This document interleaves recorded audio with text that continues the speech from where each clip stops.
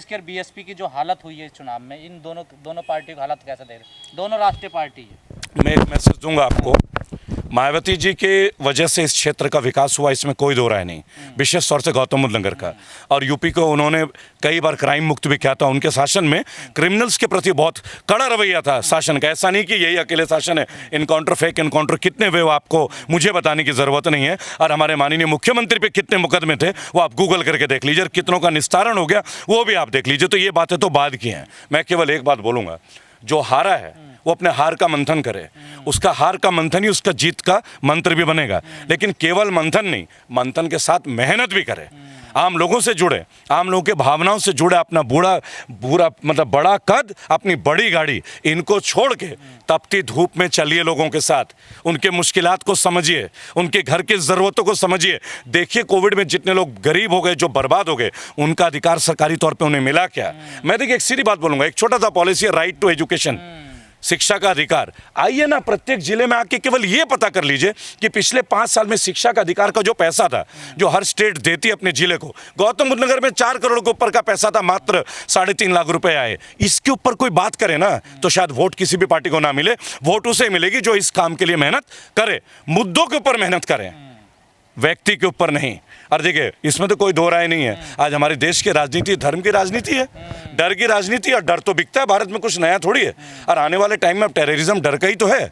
कितनी बार आप बंदूक की राजनीति करोगे? अब न्यूक्लियर का जमाना है, अब गन्स की बातें नहीं होंगी। लेकिन डर, मेडिसिन का डर, बीमारी का डर और ना जाने कैसे कैसे डर, इस डर से अगर बचना हो ना तो भावनाओं को समझिए, मुद्दों को समझिए, लोगों के साथ आइए और लोगों की भावना का सम्मान कीजिए। ये कोई आखिरी चुनाव नहीं है।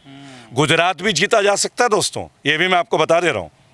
ऐसा नहीं है जिस तरह इन्होंने सपना देखा था बंगाल जीतेंगे, हारे तो क्या वो मेहनत कर रहे हैं ना, आप भी मेहनत कीजिए। मेहनत ही एकमात्र नतीजा है। जापान ईवीएम वीवीपैट बॉक्स को बनाती है ना, बराबर। यूएस इतना बड़ा पावर है, बराबर। आखिरकार ये बैलेट पेपर से क्यों इलेक्शन कराते हैं? आप ये तो सोचिए, हमारे यशस्वी प्रधानमंत्री, मैं कहता हूँ और लोगों ने नहीं किया। सुनिए, आप जीत जाते हो ईवीएम का सवाल नहीं देखिए मैं दोबारा आपको एक बात बोलूंगा। देखिए मैं दोबारा एक बात आपको बोलूंगा। दिल्ली में नहीं उठाया, पंजाब में नहीं उठाया। मैं आपको एक बात बताना चाहूंगा, बड़ी छोटी सी बात है, आपको एक बात समझनी होगी। राजनीति में लोग, आप बंगाल की बात बार बार जो उठा रहे हैं ना, आज चलो उसका जवाब दे देते हैं। बंगाल में बीजेपी का चेहरा कौन था, बता सकते हैं आप? चलिए मैं बताता हूँ। तृणमूल कांग्रेस के 26 एमएलए को एक ही रात में उन्होंने भाजपा में एंट्री दे दी, समझिएगा। यानी बंगाल में उनके पास चेहरा था ही नहीं। आप समझिएगा प्रॉब्लम्स कहाँ आती है। मुझे एक बात बताइए, आप आज उत्तराखंड की बात करते हो, उत्तराखंड का पूरा स्ट्रक्चर, पूरा इतिहास सर्च करके देख लीजिएगा। किसका विरोध नहीं था? फौजियों का विरोध नहीं था, किसका विरोध नहीं था? उत्तराखंड में 4 साल से 5 साल से लोग अपनी वैकेंसी का वेट कर रहे हैं। आप उत्तर प्रदेश की बात करें महोदय, एमएससी, इतना विरोध था तो वोट क्यों मिला फिर उनको? देखिए ये वोट मिलना और वोट डालना और कितना प्योर वोट डाला गया, इसी के ऊपर की तो हम लड़ाई लड़ रहे हैं। जब मैं ईवीएम के ऊपर आपको पोस्टर पहला वीडियो किया था 2019 में, बंगाल में 2019 का तो इलेक्शन नहीं था, 2020 में चुनाव है बंगाल बिहार में, बराबर। तो हम 2019 से क्यों लड़ रहे थे? बैलेट पेपर से चुनाव बिल्कुल। देखिए मैं आपको एक बात बोलूंगा, खुलेआम बोलूंगा, खुलेआम और सरेआम बोलूंगा, बराबर। आप कंपेयर कीजिएगा, मैंने उन्नाव एक छोटा सा सीट का उदाहरण दिया, गौर से समझिएगा। आज आप दूसरा सीट ले लीजिए, देवबंद, एक छोटा सा कंपेयर करके बोलूंगा आपको, बराबर। आप कुछ जगह में बेसिक साइंस के ऊपर भी काम करेंगे। कह रहे हैं मुस्लिम हमें वोट दे रहा है सर, बराबर। आप यकीन करते हैं? अच्छा चलिए मैं आपकी बात को बड़ी करता हूँ। दलित कहा जाता है, दलित वोट नहीं देता, इस बार तो दलित ने वोट दिया। नहीं सर, मैं तो एक बात बोलूंगा कि दलित ने वोट दिया। पहले आपके पहले प्रश्न का उत्तर दे दूं। आपने बोला मुसलमान वोट देते हैं, यानी ये यकीन करते हैं कि मुसलमान इन्हें पसंद करते हैं? इन्होंने कितने मुसलमानों को टिकट दिया, जरा बता दीजिए, आप बता दीजिए। राज्यसभा भेजते हैं हम, देखिए अब मेरी बात सुनिए। बात अगर लोकसभा के चुनाव की होगी तो लोकसभा की बात करेंगे, बात अगर विधानसभा की बात होगी तो विधानसभा की बात करेंगे। इतनी बड़ी तादाद पे 400 के लगभग सीटों में कैंडिडेट नहीं मिल पाया आपको, केवल रामपुर में कैंडिडेट मिल पाया। समझिएगा बात को आप, क्रोनोलॉजी को, वो भी गठबंधन ने दिया, क्रोनोलॉजी को समझिएगा। अच्छा मैं एक बात बोलता हूँ, आज जयंत जैसे युवा अगर 8 सीट लेके आते हैं, कहीं ना कहीं एक प्लेटफॉर्म मिलता है, आज नहीं तो कल से ही। देखिए ये चुनाव आखिरी चुनाव नहीं है, ये युद्ध आखिरी युद्ध नहीं है। पहली बात। और ये लड़ाई आगे भी जारी रहेगी। और अगर जो लोग गीता में यकीन करते हो, क्योंकि भाई देखिए, भगवाधारी होना और हिंदू होना दो अलग अलग चीज़ें हैं, आपको ये बात भी समझना होगा, बराबर। जब हिंदू, हर व्यक्ति इस बात को तो मानता ही होगा कि परिवर्तन ही संसार का नियम है, nothing is permanent in this world. ये तो गौतम बुद्ध ने भी कहा था, महात्मा बुद्ध ने भी ये बात बोला। तो हम एक छोटी सी बात बोलते हैं, इतना निराशा क्यों है? बीजेपी से क्या सीखे विपक्ष? देखिए, मैं एक बात बोलता हूँ, साम दांड भेद के बजाय लोगों की भावना को समझें और कार्यकर्ताओं में मोटिवेशन दें। बड़े नेता इलेक्शन नहीं जीतते। अगर इलेक्शन जीतने का तरीका हो ना, तो उससे पहले अपने कार्यकर्ताओं को ट्रेनिंग दीजिए, कार्यकर्ताओं के साथ रहिए और टिकट उनको दीजिए जो क्षेत्र में काम करते हो। टिकट जो दरिया बिछाते हैं उनको मत दीजिए, जो चेहरे की राजनीति करते हैं। मुख्यतः मैं आपको बता दूं, आज किसी ने अचानक से 4 वीडियो हाईलाइट कर दिए, आप टिकट दोगे, आप नहीं जीतोगे। उसके लिए आपको कर्मठ सिपाही जो 5 साल उस क्षेत्र में अपने क्षेत्र के लोगों से मिलता हो, उसे राष्ट्रीय राजनीति से कोई लेना देना नहीं होना चाहिए। पहले अपने प्रदेश की, अपने जिले की राजनीति तो कीजिए। देश तो जिला देश के अंदर ही है ना। अगर आप अपने जिले की उन्नति के लिए काम करोगे तो वो उन्नति देश को ही तो फेवर करेगा।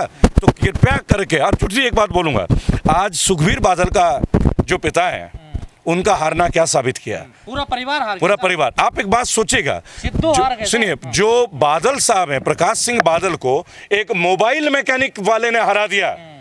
आप सोचिए, आज सिद्धू को एक नॉर्मल गृहिणी ने हरा दिया। आप सोचिए, मोबाइल मैकेनिक। इसका मतलब क्या है? अगर आप जेन्युइनली उन लोगों को जगह दोगे जो हकदार हैं, जो मेहनत करते हैं, जो भावना रखते हैं, ना कि वो, देखिए, अब आपसे मैं एक आखिरी सवाल पूछूंगा। बहुत बड़ी गलती करता है। नहीं, मैं एक बात आपसे पूछूंगा, आप गौतम बुद्ध नगर में हैं, आप नोएडा एक्सटेंशन कवर करते हैं, बराबर। 1 लाख 2 लाख नहीं, 5 लाख के आसपास फ्लैट हैं जिनकी आज तक रजिस्ट्रियां नहीं हुई। आप सोचिएगा, वो बहुत बड़ा मुद्दा है। वो अपनी किस्तें भर रहे हैं, किराए पर रहना तो मकान मिला, पहले तो उनको किराए का बोझ था, अब उन्हें किराए प्लस किस्त, मर गए वो 12 साल में। उसके बावजूद भी पंकज सिंह 1,70,000 वोट से जीतते हैं। और फिर आप बोलोगे कि जनता इनको वोट दे रही है, जो 5 साल में एक बार भी नहीं आते लोगों के। मेरी बात सुनिएगा, इसके ऊपर आपको शोध करने की जरूरत है। देश के उन पत्रकारों की, मैं कहता हूं सब नेताओं में मत जाइए। आपके सामने 5 लाख फ्लैट ओनर्स हैं, क्या उनकी पीड़ा नहीं है? क्या उन लोगों ने वोट दे दिया होगा जिनके मकानों की रजिस्ट्री नहीं हुई है? इन्हीं का शासन, केंद्र में इनका शासन, 5 साल से विधायक, क्यों नहीं खुली रजिस्ट्रियां? आप बता दीजिए। सर, आपको लगता है कि ये मुद्दे रहे होंगे या फिर धर्म आगे आ गया होगा? देखिए, मैं एक बात बोलता हूँ, बीजेपी के ये जो फ्लैट के जो ओनर है, मालिक, जो रजिस्ट्री, उनका भी कोई धर्म जाति होगी ना? देखिए, मैं बड़ा सीधा से एक बात आपको बोलूंगा। ग्रेटर नोएडा के प्रथम जो सोसाइटी है, मैं वहाँ रहता हूँ, ठीक है। एक लंबी लड़ाई मैंने लड़ी है। आज जो हमारे वकील थे, आज वो बिल्डर बन गए। सुनिएगा, क्रोनोलॉजी को समझिएगा। मैं सीएम हाउस तक इसकी लड़ाई लड़ रहा हूँ, आज से नहीं लड़ रहा हूँ, पिछले 5 साल से लड़ रहा हूँ, बराबर। ग्रेटर नोएडा में आप ये बगीचा देख सकते हैं, अस्पताल देख सकते हैं। कोई ये बताएगा कि ग्रेटर नोएडा के जो पहला सोसाइटी है उसकी रजिस्ट्री क्यों नहीं खुली? कौन थे उसके बिल्डर? वो बिल्डर का नाम था सुरेंद्र उप्पल। वो कहाँ के थे? देहरादून के। उनको मरे हुए 10 साल हो गया। अब ये बिल्डर कौन बन गए? इसके ऊपर कौन सवाल करेगा? किसने उनको नया बिल्डर बनाया? आज तक रजिस्ट्रियां, जिनकी पूरी पेमेंट फ्लैटों की चली गई, क्यों उनको आज तक उनके रजिस्ट्री का अधिकार नहीं मिला? और अब आप ये रोना नहीं रो सकते कि यहाँ अखिलेश की सरकार है या आप मायावती जी की सरकार है। ट्रैवल सर, आप ये लड़ाई अब कैसे लड़ोगे? अनेक गलतियां आप बताते हैं उस पार्टी में, लेकिन जनता फिर देखिए, मैं एक बात बोलूंगा, पार्टी में कभी गलतियां नहीं होती है ना। बीजेपी गलत, लोगों के काम करने के तरीके गलत होते हैं। कुलदीप सेंगर की गलती पार्टी की गलती नहीं है। बलात्कार एक व्यक्ति करता है, कोई पार्टी नहीं करता, बराबर। लेकिन उसको समय पे आप सजा नहीं देते हैं, वो दिक्कत देती है। क्या बीजेपी को उसी क्षेत्र में उनकी माताजी को टिकट नहीं देना चाहिए था? तब हम मानते कि हौसला है। आपने उस लड़की की कुर्बानी का, उसके साथ जो हुआ उसके ऊपर आपने कम से कम दुख तो व्यक्त किया, लेकिन आप उस सीट को जीत जाते हैं जिसमें एक लड़की की हत्या होती है, उसके पिता की हत्या होती है, उसके वकील की हत्या होती है। हमारी लड़ाई यहाँ पे है। हमारी लड़ाई कोई मोदी जी के साथ नहीं है, बैड गवर्नेंस के साथ।